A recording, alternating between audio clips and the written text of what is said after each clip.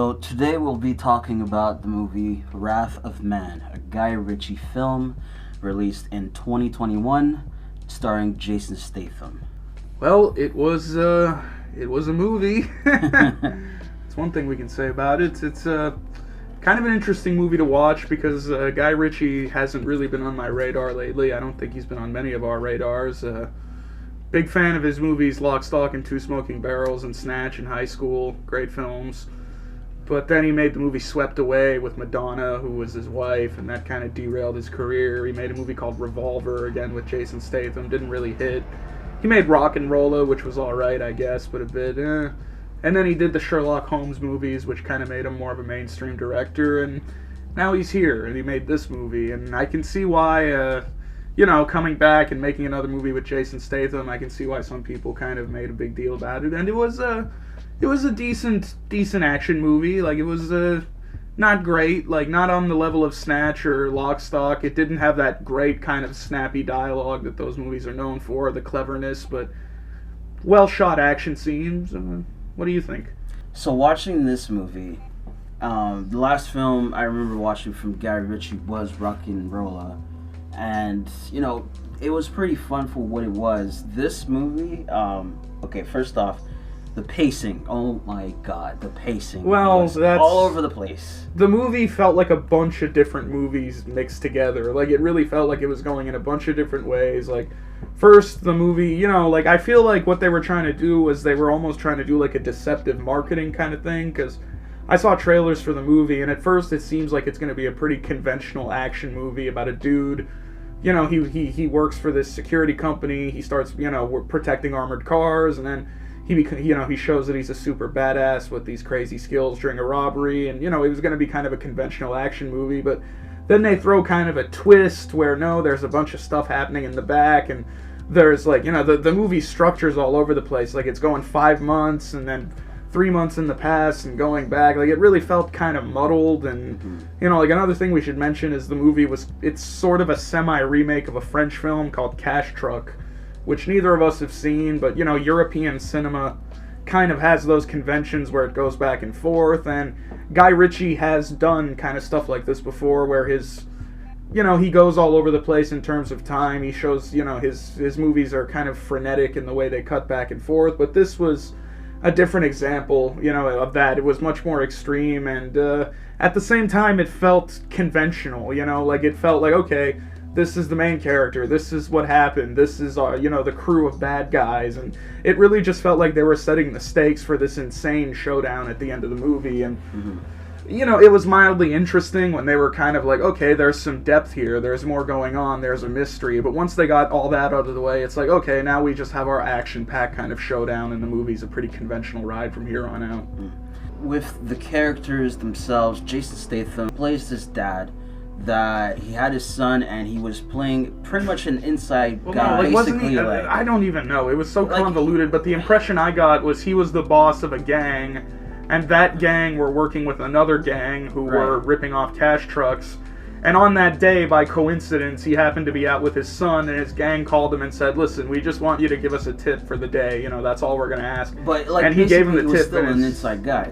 Well, yeah, but not really. Like, he wasn't super involved in that. Like, he's not the inside man, he's the boss. Like, it was their gig, and they just asked him to get... It's kind of a conventional, like, revenge story. He wants revenge because they killed his son, and he goes through this big hassle of going undercover and all that, and his son looked like... I kept laughing about it because they should have gotten a younger actor to play his son. His son looked like he was, like, 25. And, they're giving us this impression that, oh, you shot the kid. Like, this guy, like, he's got fucking 5 o'clock shadow. Like, Jesus Christ, they should have gotten, like, a 13-year-old. It would have made it more emotional, I do agree with that. It would have been more like, okay, now these fuckers need to fucking die. The thing that I liked about the movie, the main character is kind of removed from the plot, and we're getting to see the other side. Like, I was kind of, like, lost a little bit through the film until you mentioned it's like, oh, okay, cool. What we're seeing is, like, from the heist guys' Well, yeah, like, then, like, the kind of they do a really pretentious thing in the movie where they separate it into chapters, like, oh, chapter 1, a dark spirit. It's like, come on, you don't need this for this kind of movie. But anyway, like, you know, the third chapter kind of focuses on the guys who are actually pulling these robberies, and they're like a bunch of veterans who feel like they've been screwed over, and almost feels like the movie Heat with Robert De Niro and Pacino, you know, these guys pulling these robberies, and there's one psycho in the crew, and those guys were kind of interesting. Like, I feel like you could almost build a better movie around those guys, and, you know, like, Jason Statham, like, you know, he's kind of out of the action for a while, and it just feels really disconnected. Like, again, like, this is this guy, these are these guys, and now we're just going to have them all kill each other in one final showdown kind of thing. And like, that's the thing. It's like, the showdown I really liked because... it was well shot. Like, the final action scene was well filmed, well done, and, you know, that was probably the best action scene of the movie. The sound design was really on point. Yeah. You know, you felt like you were almost there. Josh Hartnett, oh my god. Yeah, we should talk about Josh Hartnett, who resurfaced after all these years. Okay, his role, plays a coward at the first act, basically. Yeah. And then, you think he's going to kind of step up, and he does, but then he immediately gets killed, and it's kind of weird because, like, you know, Josh Hartnett used to be a pretty big star. He was, like, almost on the level of Ben Affleck when they were making these, like, you know, movies. They did Pearl Harbor together, which was shit, but anyway. So, you know, now he's coming back. Apparently he walked away from acting voluntarily, like he just wanted to take a break, but now he comes back and he's in this big movie, and, like, he was okay for the character he was playing, but it was weird how they put so much emphasis on this character who was ultimately kind of disposable. Like, all of the fucking crew of guards were pretty disposable, and like the first act really builds all of them up with seeing them interact and making a lot of strangely homoerotic jokes. Yeah. We commented on that. Yeah, a lot of, like, you know, but I don't know. Like, I'm not gonna judge. To each their own, but in this type of scenario, it was more of like a lot of hazing. Well, yeah, it felt like guys hazing each other, but it kind of felt like there were some, like, for example, like Josh Hartnett's character's nickname is Boy Sweat, which is like, that's kind of questionable, but okay. Like, moving on with the characters, it's like, okay, cool. There comes the point where the robbers are talking about, okay, there's an inside guy that we're working with, and the whole time they're playing the pronoun game. And well, that was the thing. They were like holding on to this like it's going to be a reveal, and we were actually like, who could it be? And then they just kind of reveal it in a really lame way that it was the first guy that he befriended, like the main dude. So, you know, just going for a drive, and he's just like, okay, dude. So and he just tells him like, okay, just to let you know, we were behind the whole thing. Sorry about your kid. You know, it was unfortunate, but get over it. And he knows this guy's like a fucking crazy psycho killer murderer too. Like, you know, fucking Post Malone is in this movie in the most random scene. And we get by a second shot of his brain splattering on the floor. Yeah, just, you know, there you go, for all you Post Malone fans. You know, it's just it's a great line. Jason Statham's best line, "Go suck your own dick," and then he just shoots him in the face. Yeah. Great. It's like, what the fuck? It's just like, you know, Guy Richie used to be so clever. Like, you know, his screenplays used to have so many clever insults and put downs, and in this movie it just feels so juvenile. Like, it felt like they weren't even trying. And that fucking scene with the Johnny Cash music. There's like a remix of Folsom Prison Blues, and it is so bad.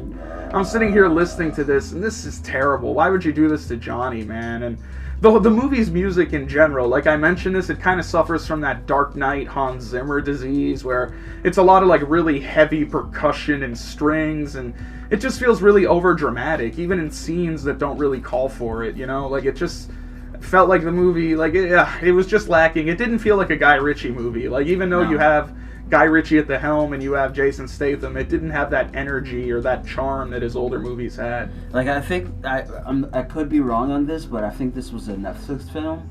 And I don't think it was. I think this was actually like a theatrical studio film. Oh yeah, Miramax, right? Yeah, Miramax. Miramax was. Yeah, let's not even talk about that. Yeah. But okay. But the whole thing with the film that I found was just like, okay, cool. We're getting this idea, revenge story. We're gonna muddle around the story a little bit so that, you know, you don't really get the whole mystery right away. I feel like they could have edited it in a way where the beginning we see the kid getting shot, you know, and it gives us, okay, cool, we've got an idea. Well, of what first it was. they needed to introduce like him and have the whole like give us the mystery of why he's here and what his motivation is, kind of thing. I get why they structured it the way they did. I know, but I still feel like it felt a bit like it definitely felt a bit try hard, like, you know, they were trying. But I can appreciate the fact that they at least tried to give the movie a bit more depth than the average action movie. Like, again, not spectacular writing, not something that's going to win the Oscar, but a bit more depth than the average kind of shoot-'em-up action movie. So, basically with the movie, all in all, Guy Ritchie film. And also, Jason Statham, he wasn't that great. Like, you know... Who would you cast? Well, I kind of mentioned this in the movie. I don't know. You could cast anyone. Like, I thought, like, a younger De Niro would be a good fit. Or, like, I mentioned Joaquin Phoenix or Josh Brolin or someone who's a bit grittier. Like, I don't know. Like, Jason Statham, to me, kind of works in two modes. He's either kind of funny, like he was in Lock, Stock, and Snatch, or he's, you know, the badass kind of Bruce Lee action guy or, you know, transporter action hero. And this movie, you know, he was kind of a badass action hero, but it felt like the movie required an actor who was capable of a bit more nuance and depth. Because we're kind of balancing, because at first, like, you know, this guy seems like an ordinary dude, but then we find out, no, he's like the leader of a crime gang. And, you know, there's a whole section of the movie where him and his gang are going around, like, shaking people down and torturing them to find out who was behind the murder of his son. And, you know, it's a revelation to see, oh my god, this guy's actually pretty hardcore. And those scenes of the movie kind of fell flat for me, because for one thing, they kind of came out of nowhere, and they took the movie way too off focus. But also, I just didn't feel like Jason Statham had the gravitas for that kind of role. Like, you needed an actor who was a bit more, I don't know. He did seem kind of cold throughout the film, and well, yeah, but that was the only mode he had. All he had was cold. Yeah. Like, I'll give him some credit. I mentioned this. There's a brief scene where we see him talking to his son just before his son gets killed, and he seems a bit more human and a bit more normal. And then the death of his son kind of makes him more into an icy, cold-blooded bastard. So, you know, he tried at least to make some nuance to his acting, but I just don't think he quite has it. He's an alright actor for what he does, but for this kind of role, he wasn't my ideal. But I don't know, it was an alright movie. It felt kind of like a standard... It felt like kind of a standard issue American action movie that kind of had pretensions to be something a bit more, but yeah, I've seen worse.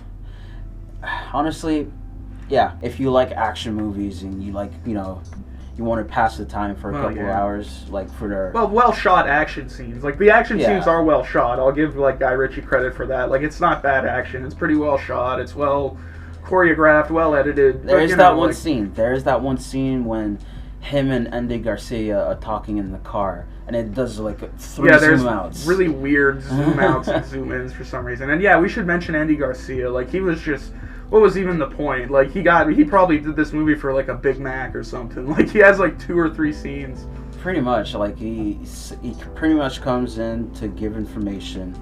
And then... Well, because, yeah, that's kind of the subtext of the movie. Like, he was playing kind of like a cop. Yeah. Who was sort of Jason Statham's handler, because I think he also wanted this gang of criminals taken out. So he kind of said, okay, I'll let you operate and let you do whatever the fuck you want as long as you shut these guys down, kind of thing. Which is, you know, a bit over the top, but... Because there's even a scene with the 2 cops. They're like, who the fuck is this guy? And Andy Garcia's like, nah, don't worry about him, you know? But yeah, it was a pretty standard, straight up. Like, it felt like, again, a movie that they were trying to hint at something with a bit more depth, but they couldn't quite get there. But, you know, on the whole, I would probably give it like 2.5 out of 5. Something around there. Good action scenes, decent enough. Not spectacular. Like, again, like, if you're going to see it on the basis of, like, you know, Guy Ritchie and Statham making a movie again together, it's not like Snatch or like Lock, Stock. It doesn't have that same vibe. I'd give it a 2. The editing for me really was something that I look at usually for films, and in this movie, some scenes were either way too short or too drawn out, you know, and yeah, that's my rating, 2. Bit over-edited, yeah. Yeah, exactly. And alright, so 2 from you, 2.5 from me. It's about fair, yeah. I know. And yeah, so that's Wrath of Man by Guy Ritchie. Yeah, check it out if you want to kill some time, but, you know, don't expect anything too exceptional. If you're a Guy Ritchie fan, if you know, maybe if you were into, you know, you like revenge type movies, this will be kind of your deal.